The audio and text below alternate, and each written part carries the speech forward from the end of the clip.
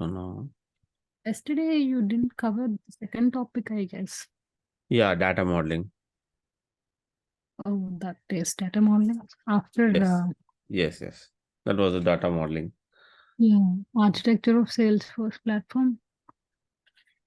Oh, Yeah, sorry. Okay. The architecture of Salesforce platform, right? Yeah.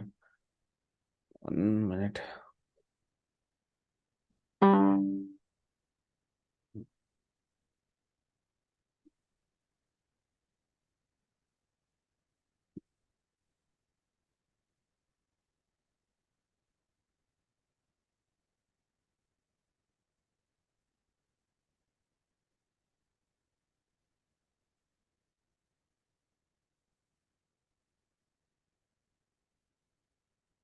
Yeah, we covered till trust and multi-tenancy only covered, right?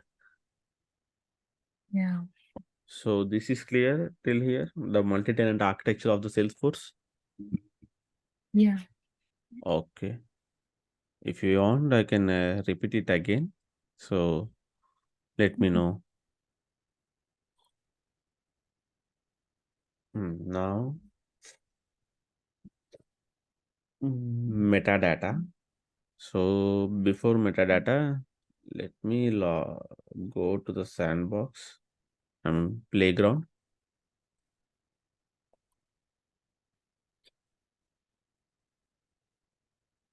Mm,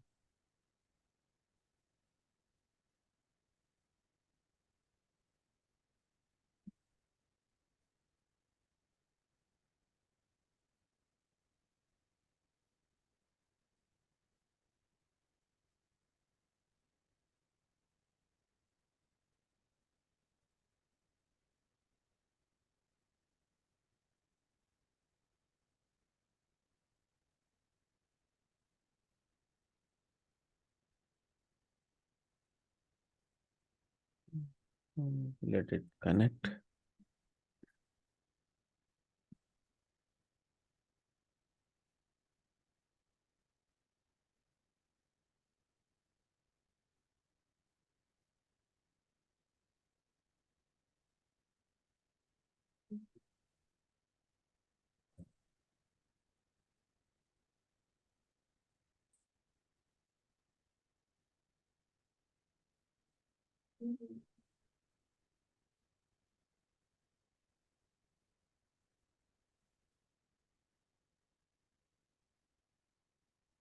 Okay.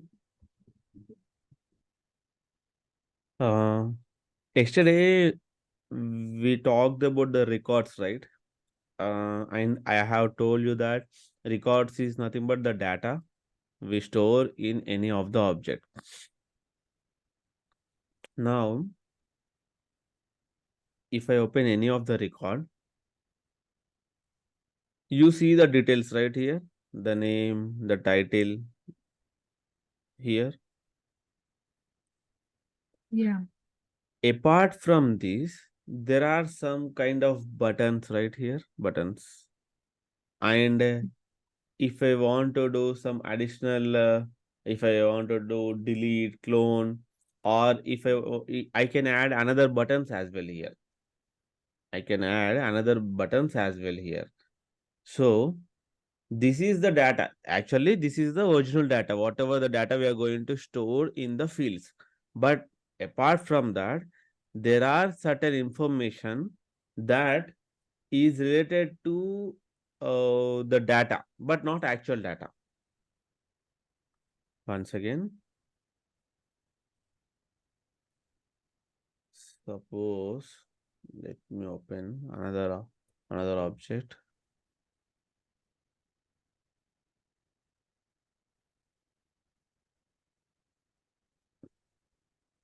Uh, so if I open dashboards or if I open reports means what? It is the information about my data only, right? It is the information about my data.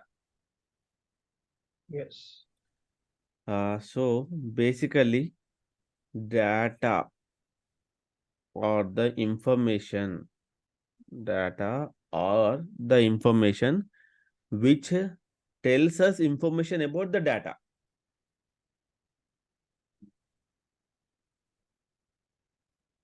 Is nothing but metadata.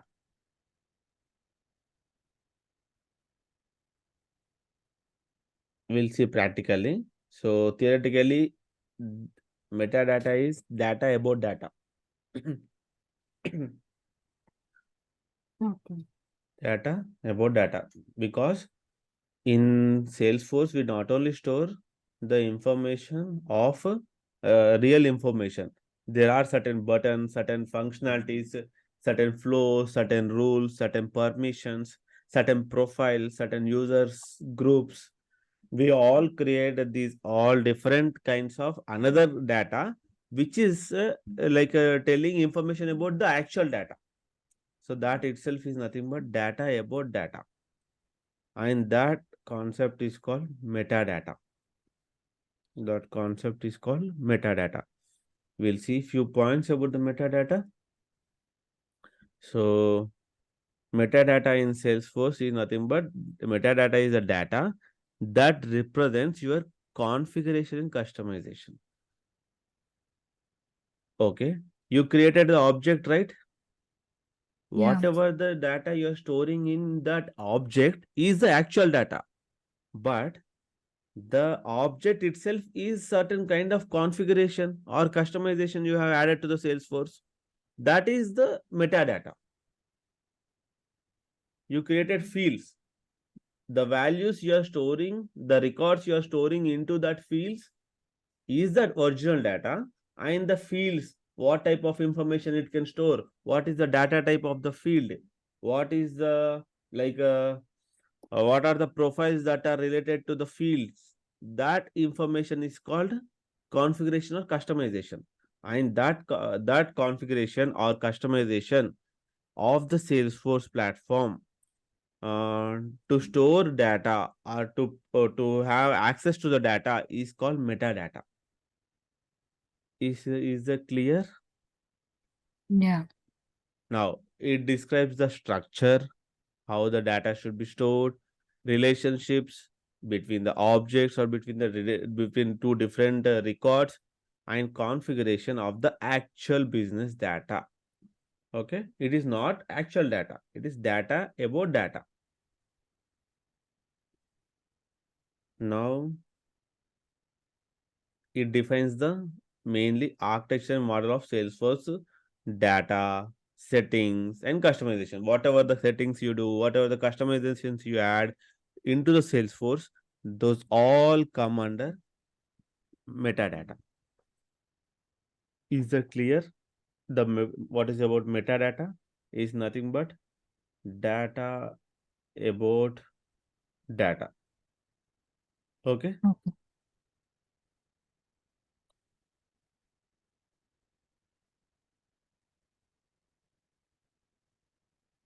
Now let us see the example. Let us see the second. Let us see the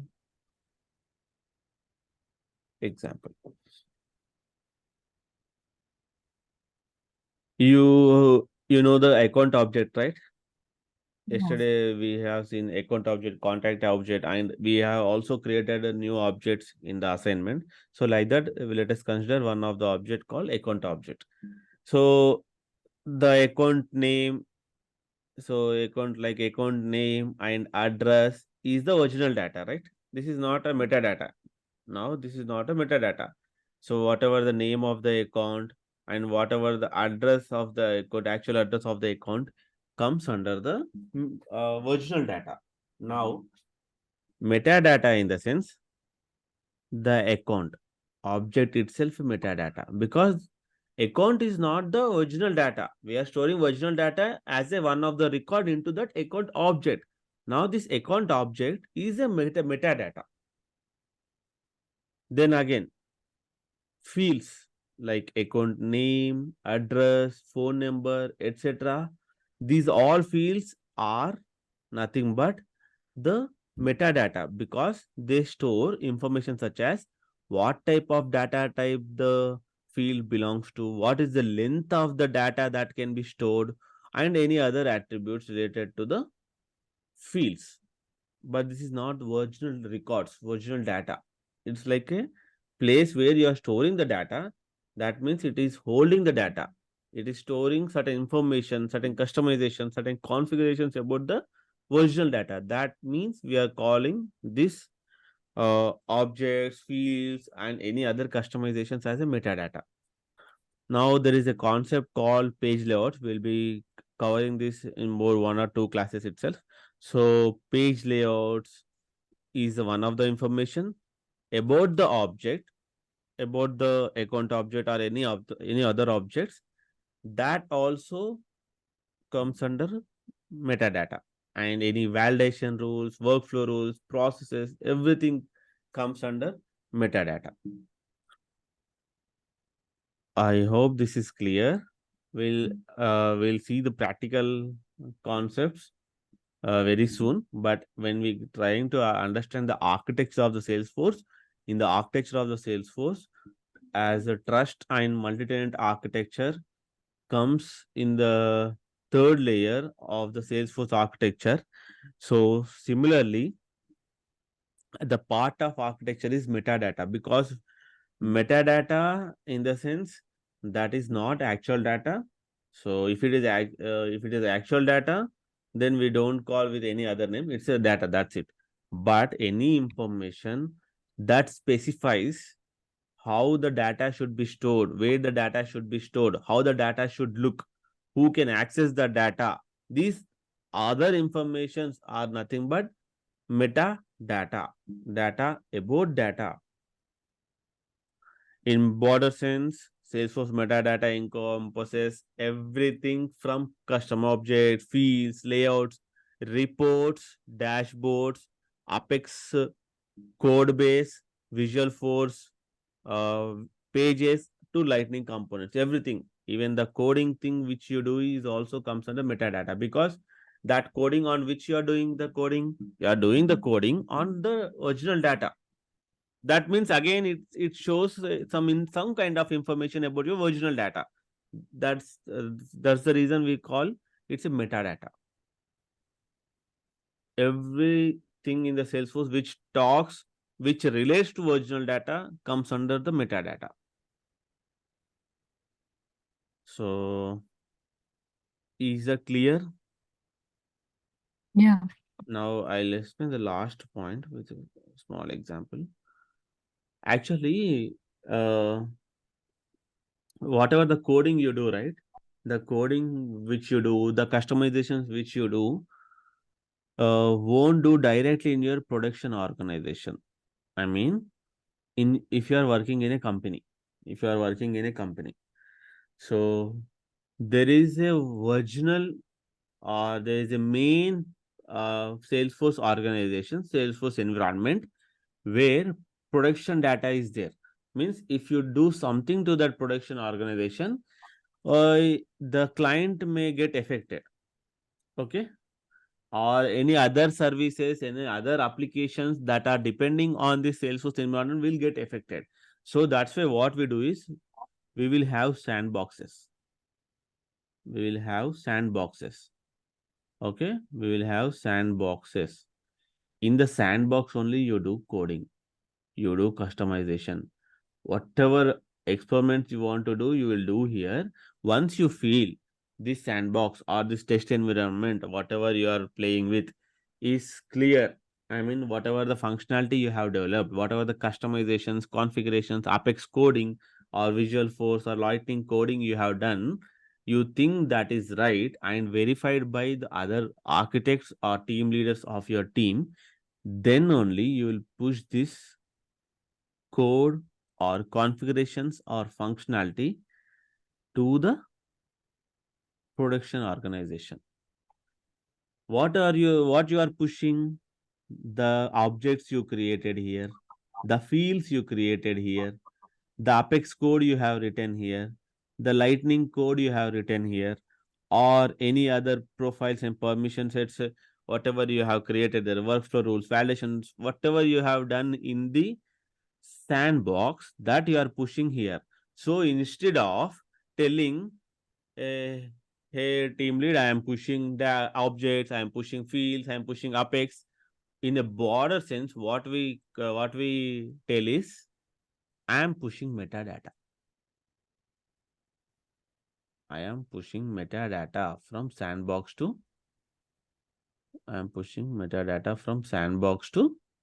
production org. Means I am pushing everything except the original data. Whatever the configurations, customizations, or coding I have done in my sandbox, that I am pushing into the production org. So this itself defines the whole nature of my Salesforce platform. Whole nature. How the data should be stored, where the data should be stored, what are the validation rules, page layouts, workflow rules, everything. Is it clear? What is metadata and where this terminology will be used when we are into the company, especially if you are working on the data migration between one organization to other organization, one environment to other environment, then this type of terminology we need to use.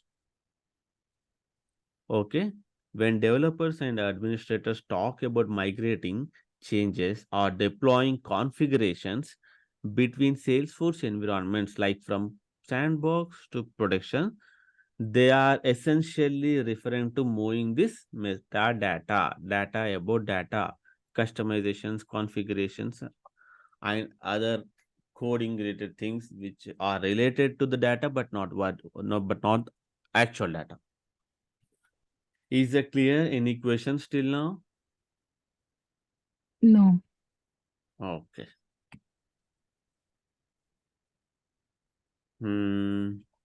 This itself we have discussed. So no need. We'll have now API. If you are from any of the software background, then definitely you will encounter this API concept multiple times. Even if you are not from any of the IT background, we'll discuss with a basic of API. You remember the client server architecture, right? One second. Yeah. One second. Now, so let us suppose here is a client. Okay, here is a client. Then here is our Salesforce. Here is our Salesforce. We think this is a server. Salesforce is nothing but somewhere hosted in the cloud, right? Cloud is nothing but a group of servers. So cloud server. Now I want certain data from the Salesforce. I am here. I want certain data from the Salesforce. So what I can do? There is two possibilities. I go to UI. Okay, this is the UI created by the Salesforce. Salesforce says if you want any data, then go to either any object, then click on the all records, then you will find the data. So now just observe something. If I click on something, it takes certain time to load the page, right? Yeah. So that means in the background, I am clicking here, it is sending a request. In the background, it is sending a request to the Salesforce. And Salesforce is giving again back as a page with the data. This is UI. In UI also, you are navigating to any of the objects. So it is loading. Loading in the sense, we are hitting the request. The browser, this browser is there, right? This browser is sending a request to the internet where I want object contacts. Then Salesforce with this internet will send the request to the Salesforce servers. Then Salesforce server will give us the data. Okay. Again, in the UI, in the browser, you can see this data. So, okay. This is UI, user interface. In the user interface, we do manually. I need to click the buttons. But now, this is not the case. This is not the case. let us don't think like I'm teaching the coding now. I'll just I'm trying to explain the API concept. So I'll show certain coding thing here now. Okay. Both of you, where I can go to do coding related things? Which option I need to use? GitHub. No. GitHub not now. GitHub is different. Coding in the Salesforce directly. Setup. In the setup, there is a developers console where developers can work. So Okay. this we have to go. And 1 second. Yeah. Here. Okay. This is a program. Developer in the sense you are going to write a program, right? Now, let me 1 second. Here there is something called query editor. Okay, query editor. Now, in this query editor, I want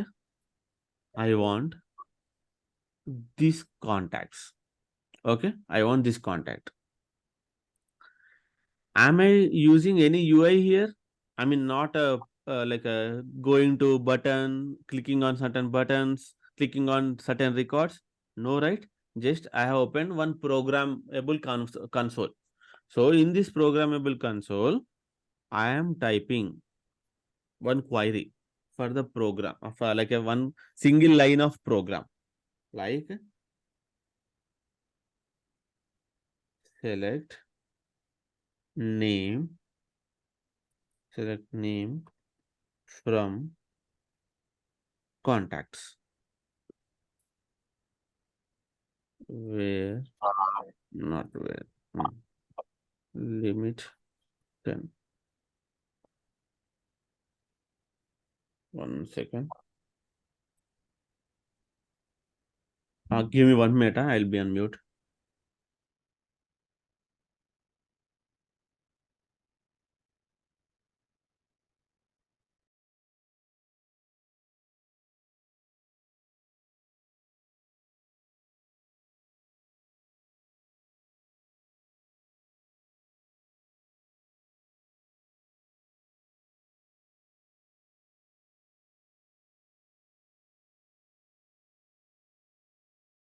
Yeah, okay. So we select name from contacts, where we'll find where. So which record? Let us select the record. Let us select Andy Young record. We shall select. So I'll explain you what I'm trying to do here. Name equals to Andy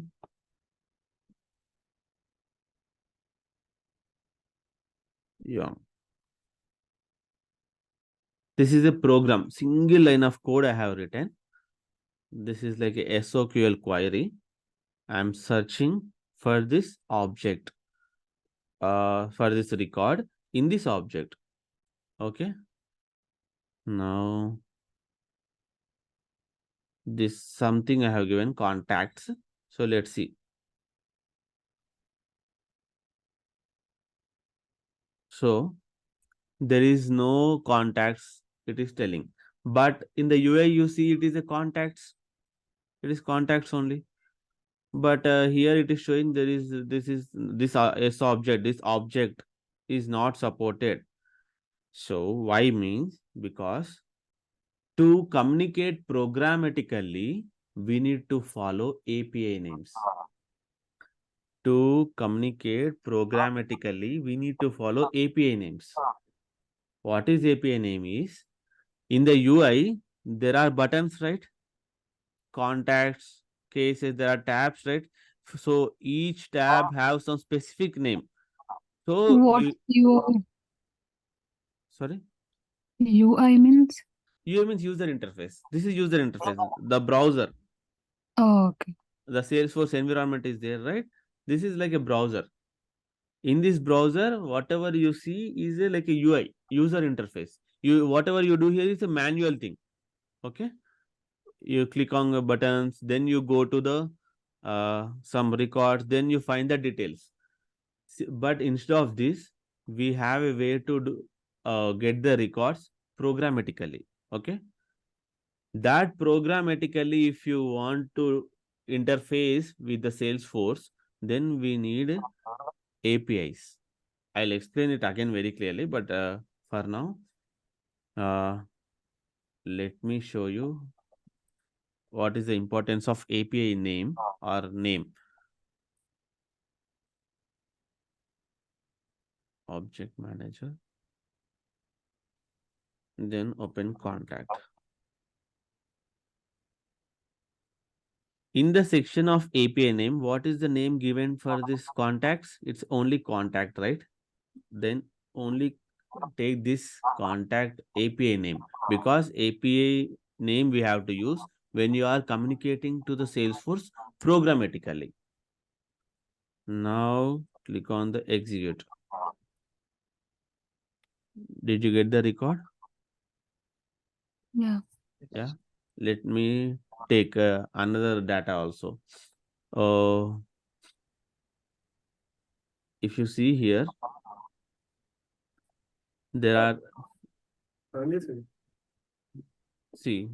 different fields. So I'll take email, field name. Let us take what is the API name given to this. The API name given to this is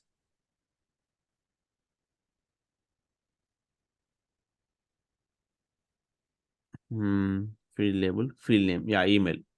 If are the fields, API name in the sense field name, not field label. It is field name. So I'll take this one. Select name, comma, email from contact, where contact name is equals to Andy Young.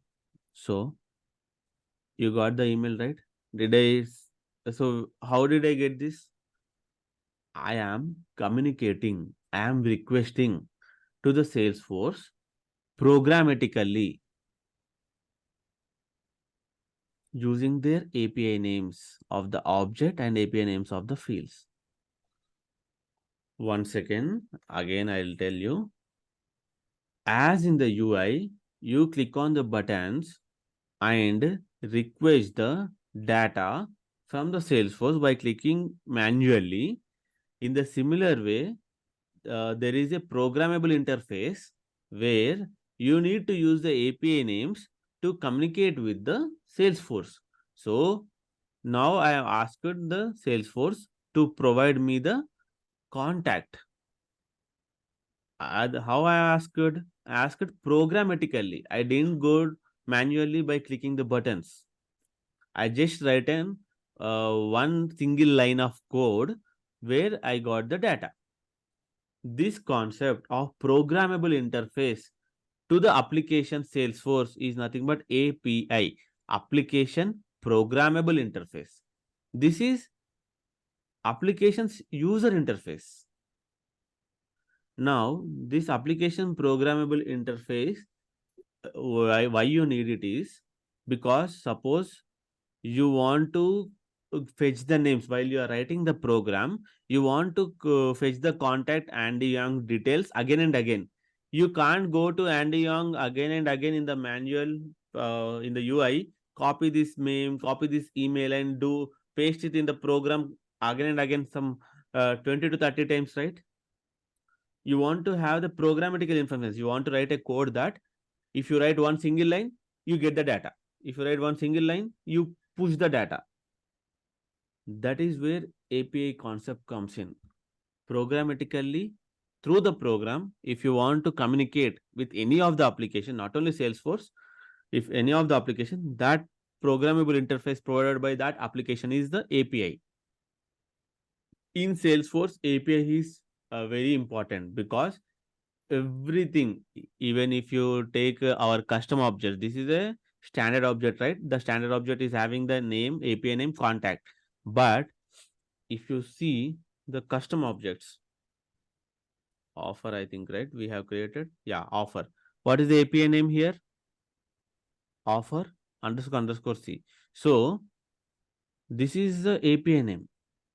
If I want to see the records of the offer, I have to give here, I have to copy this API name here and paste it here. I just can't tell offer because I want to communicate how programmatically. Programmatically means programmatical interface name. What is that? Offer. So like that it goes. If I see student, yesterday I think we created. Now let us see. Student is the API name. I have pasted here. I want a student information where let us see the condition.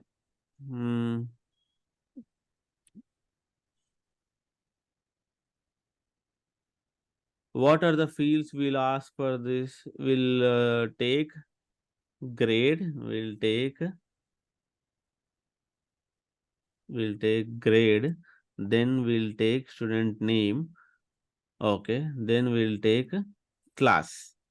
Okay. We'll take class. Oh, okay. What is the grades API name? See here. I have used only grade. It's a field label. Field label is used in the UI. If you go to the UI, if you go to the UI and see the students data, if you open the students data, here what you are seeing, it's a field label. 1 second. Here whatever you are seeing is a field label. Okay. But field label where you need to use, field label need to be used in the UI, in the user interface. But if you are writing a code, if you are writing a program, what are the things you have to use? API names. So this API name, you take it, this API name, grade C, you take it.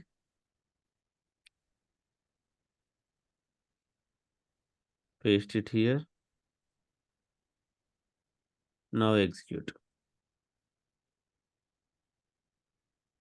Did you get the data?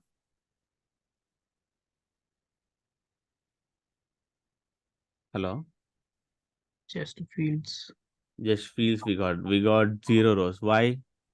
There's no data. There is no data for this condition. Now, you don't need to worry. Program only checking. If there is a data on the student object for this fields with this condition.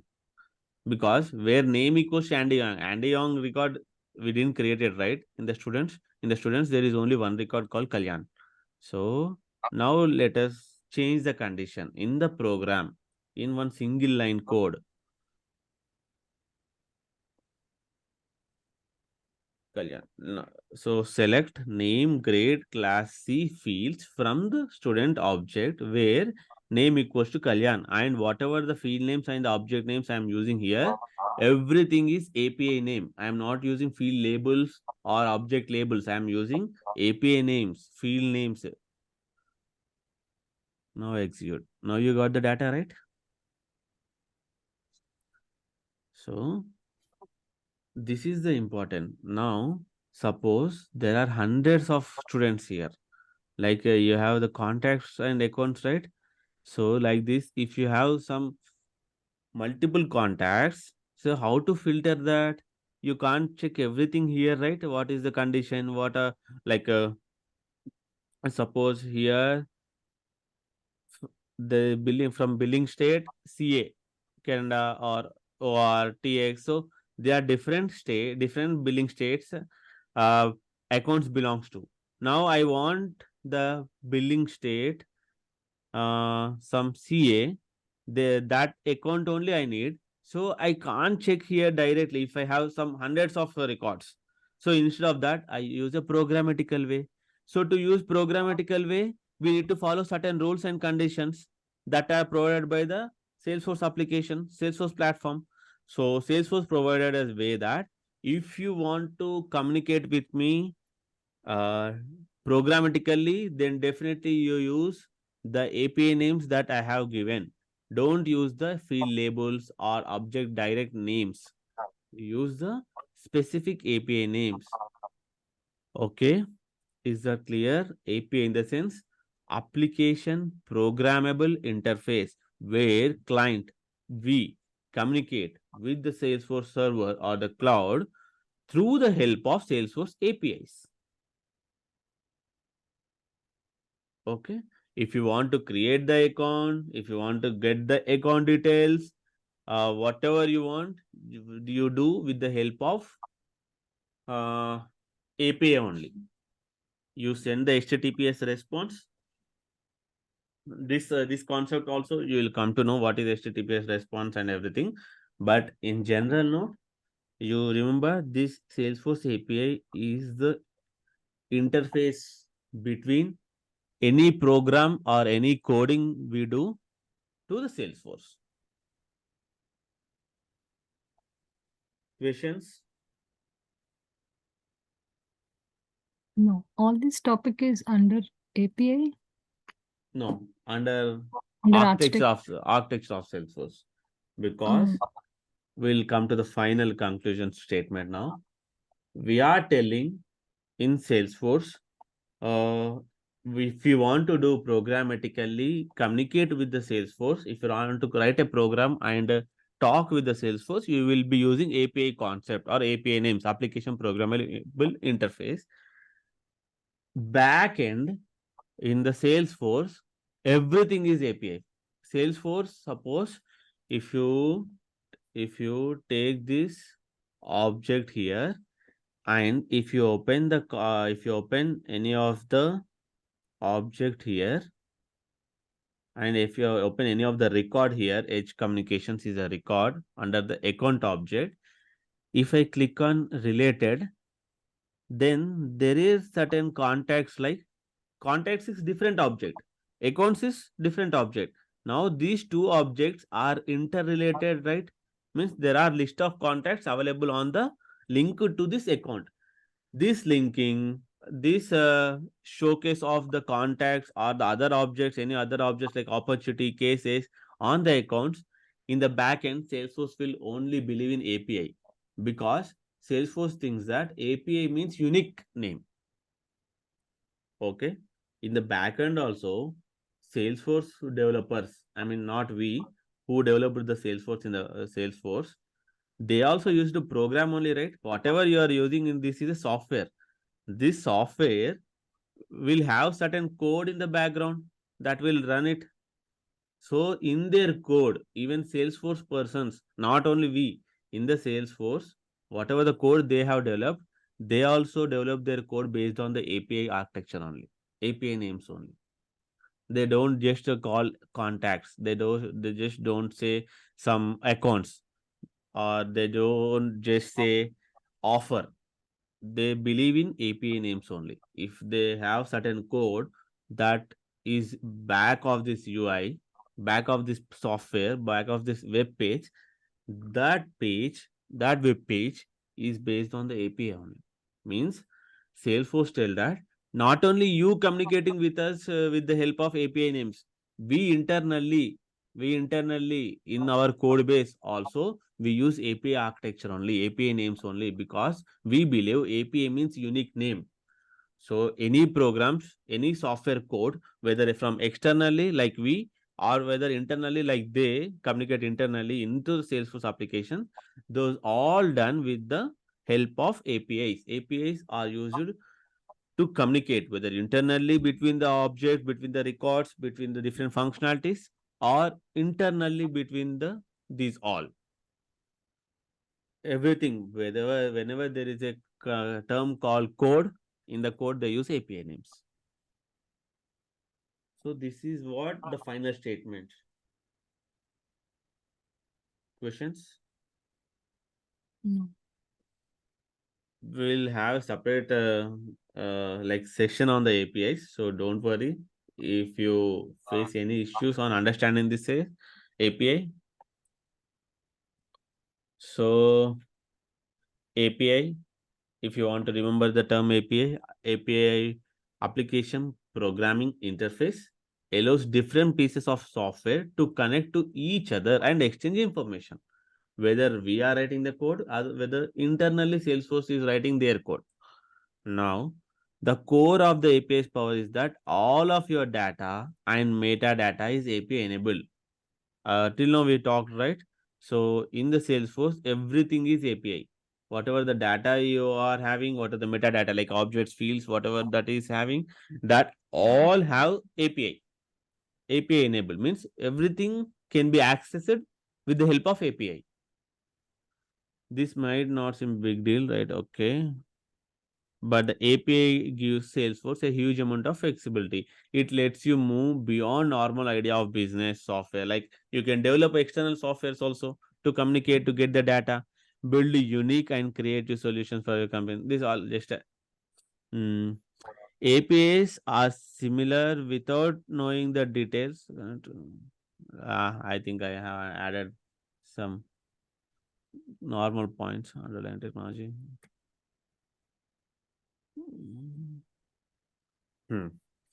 So this is the important thing. We talked about the database till now, right? So when you add a custom object or field, the platform, uh, if you see here, the platform automatically creating the, suppose you created the offer, you created the offer, or you created yesterday's 3 objects, right? If you open that object and see, if you open this object and see, you typed only student, but what it has given? Did you did you give this student underscore C?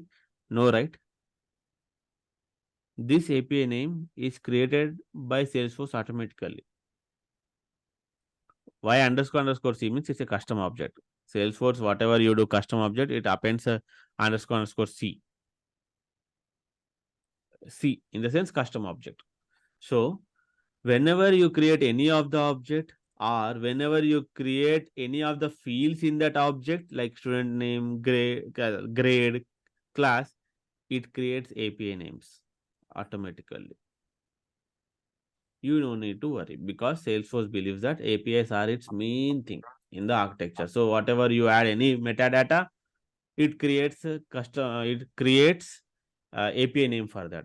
So when you add custom object or field, the platform automatically creates an API name that serves as an access point for us or between our organization, I mean your environment and the database. Clear or any questions? Yeah.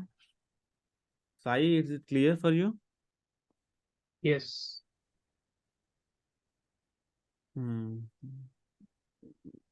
Of this, okay. Now, Salesforce APIs are of different kinds. In that, questions will be asked mainly on this. As a developer with 3 years of experience, they expect you need to have a knowledge on SOAP APIs and REST APIs. Now, if you have some more experience, then they expect bulk APIs, streaming APIs, and metadata APIs or tooling APIs. So this is something beyond the experience of like 2 to 3 years. But if you are definitely are having 4+ years of experience into this Salesforce, they expect you need to have these 6 on. I mean, these are different types of APIs. Water SOAP APIs, REST APIs, bulk APIs, streaming APIs. So every API has a different functionality. Few APIs are used to access metadata. Few are used to access the direct data. So like that. Few are used to access bulk data. So like that, different depending on the purpose or use case of the Salesforce APIs, these are categorized into different categories. So you need to remember SOAP APIs, REST APIs, bulk APIs, streaming APIs, metadata, and tooling APIs. Rest all they are the part of Salesforce. User, custom APIs, these all. So this is about the Salesforce types of APIs. Now, done. We have done with the architecture of the Salesforce, where in the top layer we have seen the applications, and in the second layer we have seen the platform where we have the data services, artificial intelligence, APIs will come under this platform layer. Now, Salesforce is in the third layer or in the final base layer, where it is a trusted multi-tenant cloud architecture, where your data, your CRM data, your authentication, accessing, everything will be controlled in this layer, but they are controlled in a trusted and multi-tenant cloud, where you are a part of the cloud, and but you are protected by the cloud itself. Your data will not be mixed up or will not be leaked to any other company's data. So I hope the architecture of the Salesforce is clear, right? Yeah. Okay. So any questions till now? Let me know. I have like confusion in metadata. Yeah. Okay. So Is it like hmm, when you create a contact name, see, for example, student name, there is a data type text 80. Is it metadata? yes, that is metadata. So now suppose I'm in the object manager. In the object manager, let us open any of the custom object like student. So these all there, right? Fields, page layouts, record pages, buttons, links, actions, field sets, record types, object limits. Are these the original data? I mean, the record, like Kalyan, like that record? No, right? Hello, Sai, you there? Yeah. Listen. Yeah. So, are these the original data? No. These are like a customization or configuration related things, right? Validation rules, flow triggers, scoping, restrictions, lookups, everything are like customization to this object. This object is itself a not a data. It's like a what we call metadata. Means now what is the data?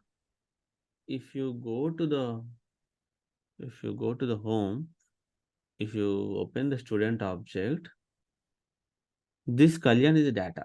And if I click on new, again if I create Sai, this size record is a data. But whatever the buttons here you can see here, and what are the layout, how the UI is looking here, that is not the data, that is a metadata. Okay. Yeah. So metadata in the sense the configuration related things, this all comes under metadata. Okay. Whatever you create, if you create another new field here, called percent,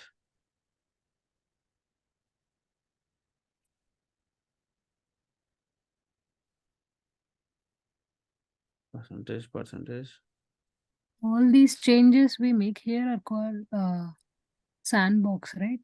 Yes, everything will be in the sandbox only. At least that production organization is something you told that we move this all metadata. Yeah, that is also same Salesforce environment only, but it's like a safest environment. We should not touch that. See, you are playing with the Salesforce now. Means if you are working, you have given a task. You are into my company and I have given you the task. Now, if you create any code, that should be tested, right? First, by me and by you. Yeah. We need to test that code. We need to test the functionality you have developed. Once we feel the functionality is good and it is not affecting any other functionalities or any other data, any other code, then only I can take that code, copy and paste it in the production. Production in the sense original, you can think. Okay. So to do that, we use a migration concept, that we migrate whatever you'd have developed till now into the production. Sandbox in the sense, a sandbox is a place where you test, you do different coding, you do configurations, you test initially before moving it to the production. So once you feel everything is okay, whatever your architect has asked to you to do, that you feel you have done, and that is safe, that code is having no bugs, and it is safe to deploy in the production, then we use this migration concept. We migrate whatever the metadata like objects, fields, page layouts, coding you have done in the sandbox, the test environment, to the production environment. Again, if you feel something is bad in the production, again you don't directly go and change there in the production. You will not touch. That is also Salesforce only. It will look similarly. That is not something different, but it is like another copy, safest copy. Did you remember the example we have told? If you want to edit any of the YouTube, any of the video, any of the image in your mobile, you don't directly start editing on the original picture. It's always better to keep the raw picture as it is and save the copy, take a copy, copy it in one folder, do any editing you have done. Once you feel everything is okay, then only you take that into the main folder. Yeah. So that concept, like whatever we have learned in the concept of deploying, testing, in the project management and the GitHub also we have seen. A main folder should not be disturbed anytime. It should be copied. Whatever the data in that main folder should be copied. You do addition, deletion, whatever you do. And if your team lead or architect feels that is safe and the functionality is okay, then only you move again you merge again into the production and the main folder. Same concept here. You don't do anything in the production. You just have a copy of the production, that is nothing but sandbox. In the sandbox, you do testing, you do coding, everything. Then you finally push it to the production. Okay. Okay. So, again, coming to your point. So this is a percentage. This is a field I am giving. The length should be 12. The decimal places should be 5. The field name. This field name in the sense API name. This is the API name. That's what I have doubt, like length. I ask Length, it length can be anything.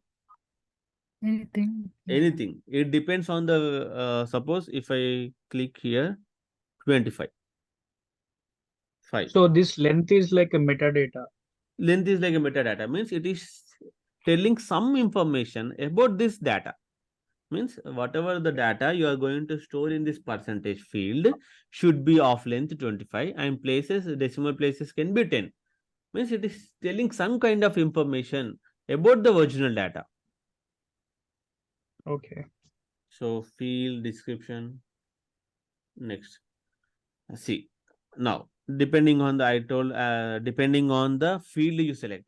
If you select the text, it will accept 80 to 55 characters. If you select number, it will accept some number, some limit. So same, if we are talking about the percentage, it accepts 18 only, total 18. So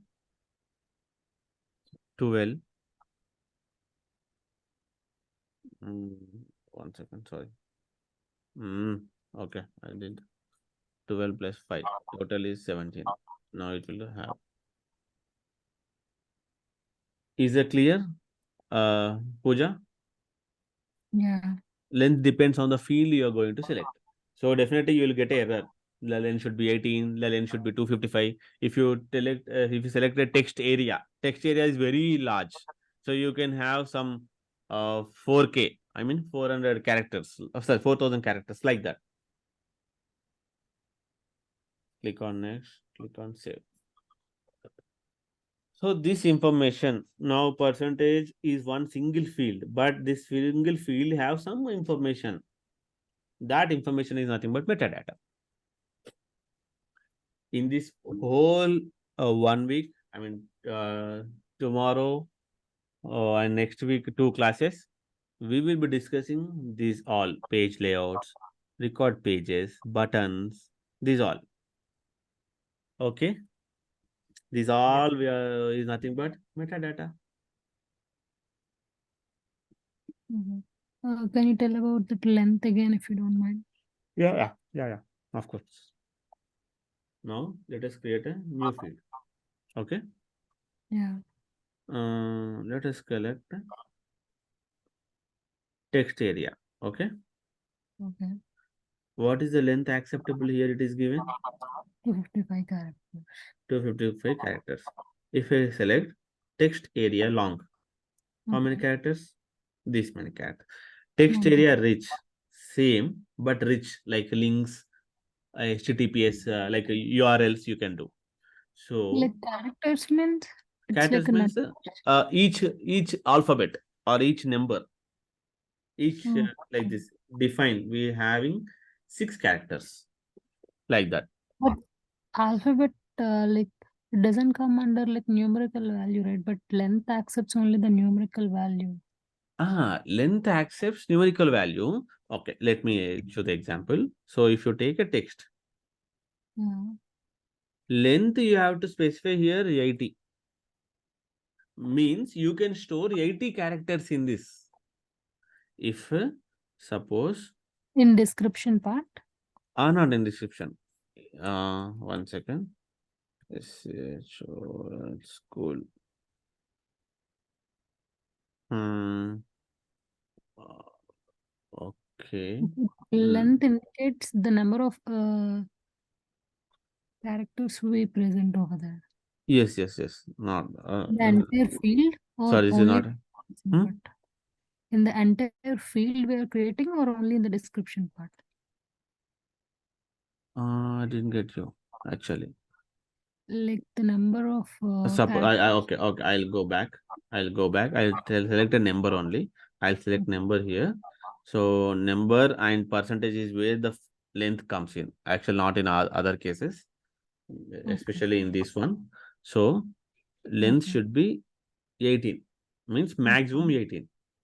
In the Okay. sense, how many suppose if I click on the 1 second, let me give a number here.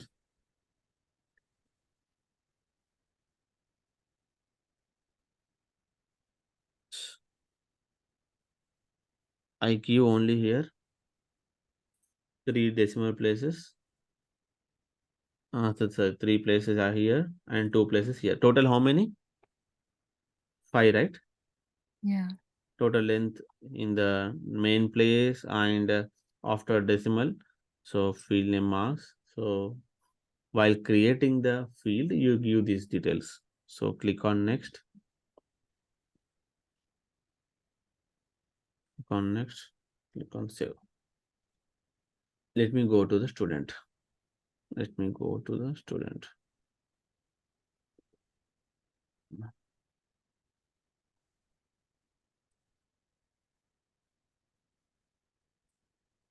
So let me create now.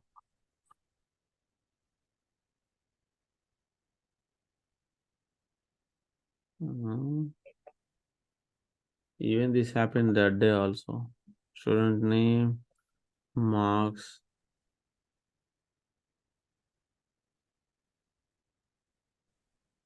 Cancel. Give me a minute. Why it is not loading?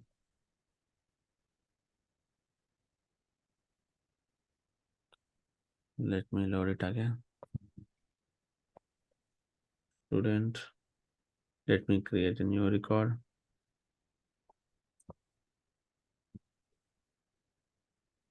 One minute. I created the field, but it is not visible here. It's okay. That happened on that day also. Maybe the network issue. I'm not sure.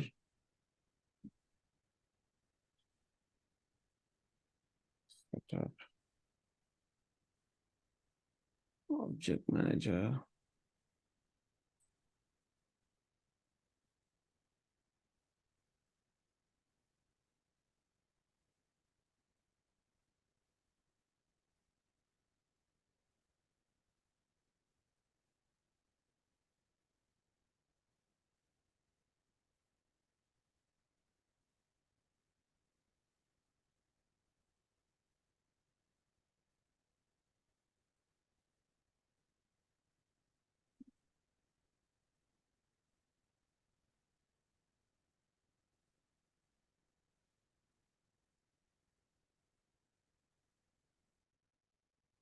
Let it get fetched.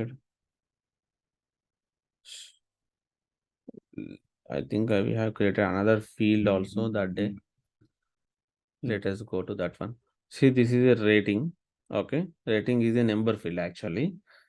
Okay, in the number field, how many digits you can store here? That is nothing but a length. Suppose I click on enter. So out of valid range. Out of valid range. Why out of valid range? If I open contact, if I open rating field in this contact, rating field under this contact, it is 18,0. So how many the places in the not decimal place in the decimal place, sorry, it's a 0. So normally it's 18. So here I have provided more than 18, right? Yeah. That's the reason it is not taking. Now I provided 3.33333. Let's see. Did it take the other threes after decimal? No, right? Yeah. Why? After decimal, I just mentioned that no, only 0. I mean, no decimal values. Yeah. So this is the importance of length. While especially for the percentage rating kind of a fields, you need to specify. Okay. Now suppose I enter again 33333. Save. It will show now because this is below 18. I mean, it didn't cross the length 18. All the digits together, and after decimal there are no values. Yeah. So did you get the point about length clear? Yeah. Okay. Next question.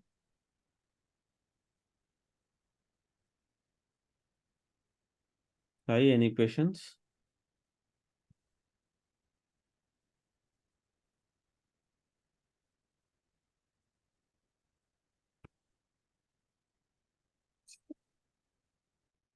So no questions, right?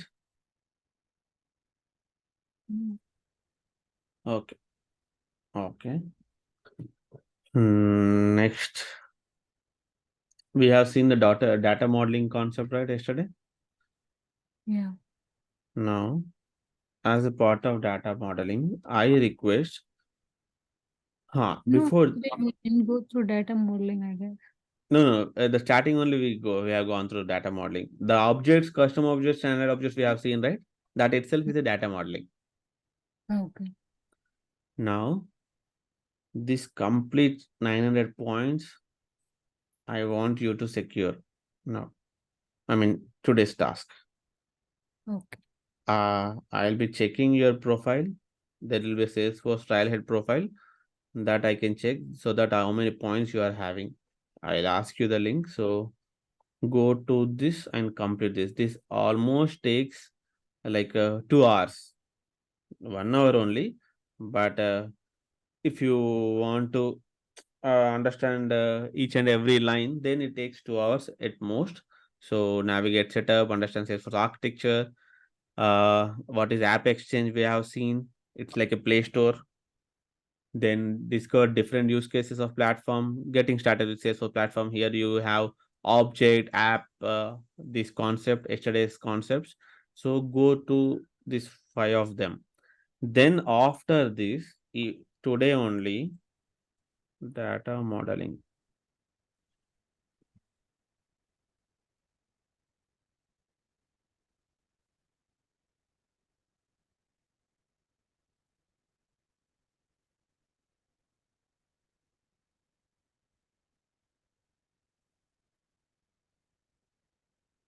Complete this one. Understand standard and custom objects. This is what yesterday's topic. Yesterday we have covered this.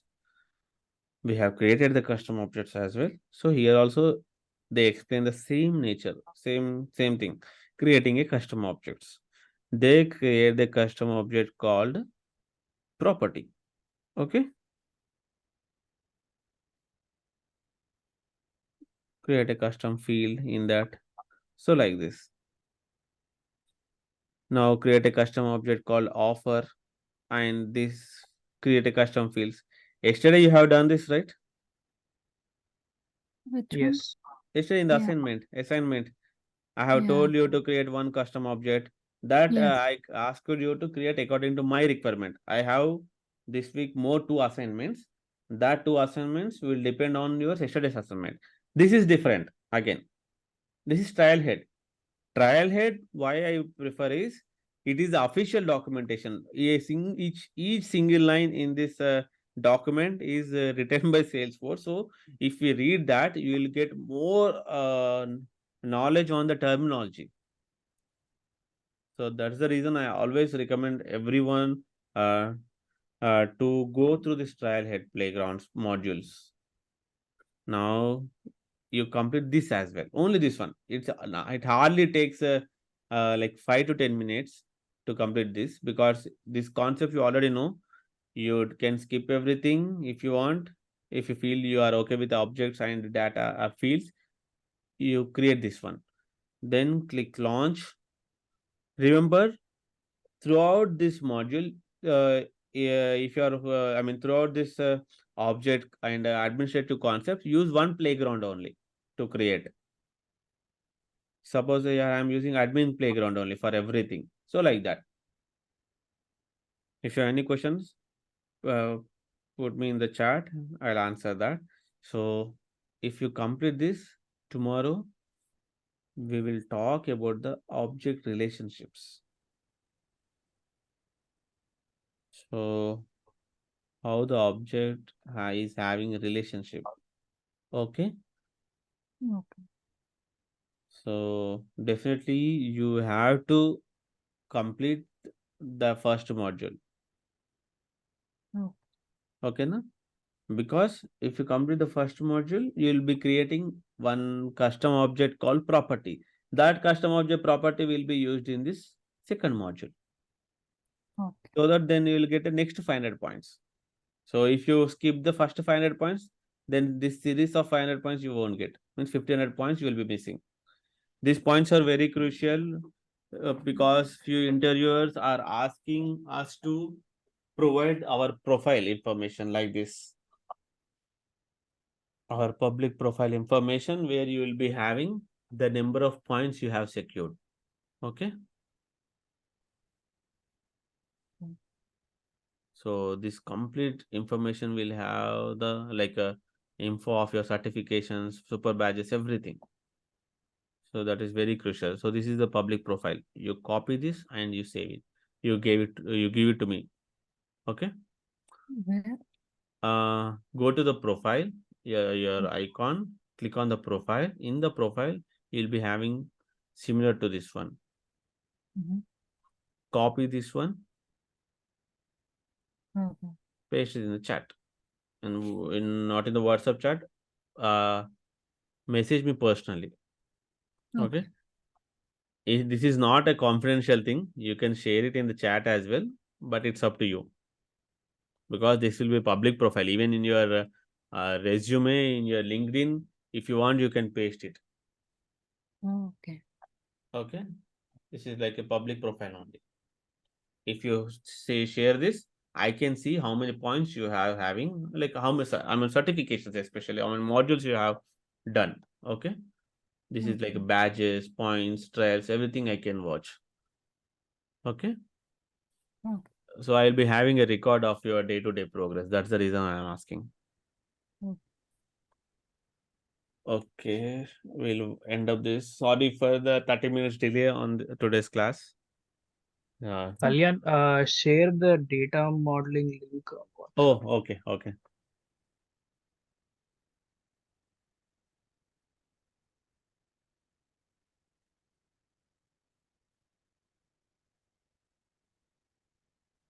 Yeah, done. These two. In the data modeling, only first section. Okay.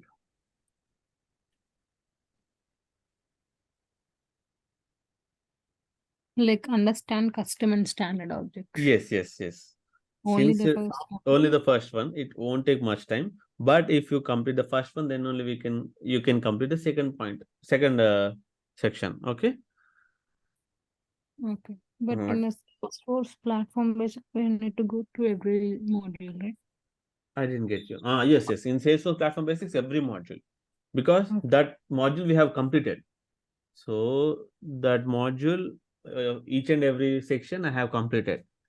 Since last week we have discussing that itself. Okay. Okay. So we will wind up that one. Once you secure 900 points, I feel that you people are comfortable with the topic. That means you are comfortable with the past 1 week's topic. Okay. So that is what my conclusion once you complete that topic. Okay. So tomorrow you will be winding up this data modeling also. Okay. So it's like a simple thing. No need to worry, because this I told in Salesforce, the objects are their main foundation. So once you understand the objects and fields concepts, then architecture, modeling, even coding, everything will run around that one. Okay. Yes. Yeah, tomorrow's class we will be covering this objects relation data modeling will be completed. Then after that,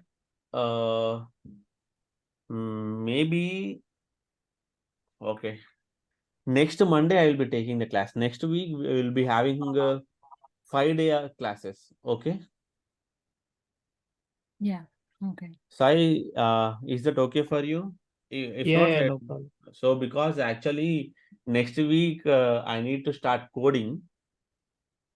So that's the reason I need 2 more classes extra. Yeah, no problem. Okay. Done. Thank you. Have a nice day. Yeah. Have a good Sorry, day. have a nice evening. Bye. Bye. Thank you. Bye.